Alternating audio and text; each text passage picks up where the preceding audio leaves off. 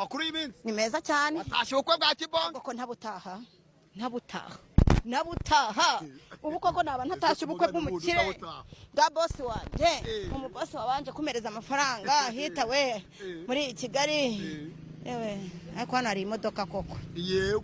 umuntu ushaka kugura imodoka banza ataha ubukwe bwa ubukwe Alphonse sha nabubonye njye narindi kwibaza iyo bushyira muri Kigali hari kuza abavumvyi bangana uti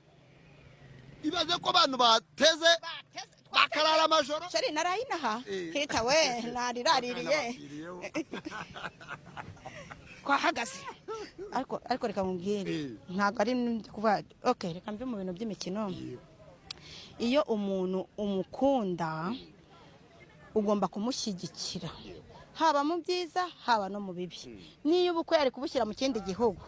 twari kujya kuko ari iki tumukunda kandi ni umuntu wacu ikiro nicyo kikwereka ko Clapton abana murebe imodoka ziri hano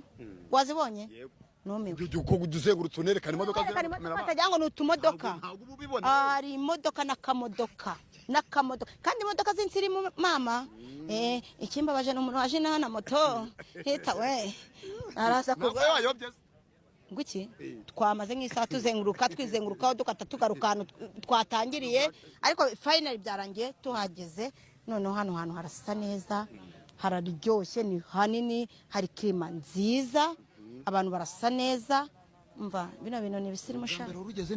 njye ntago ari ubwa mbere kuko mu Mutara narahabaye ariko nabaye ahantu bita Kabarori kandi hano turi harya bahita nguki Nyagatare ariko mena ni Nyagatare niyo Nyarwishoboze nimba ari Ruzinga nimba ari Rukize ariko hano njye anaja ariko hano hantu rwose njye nahakunze ni heza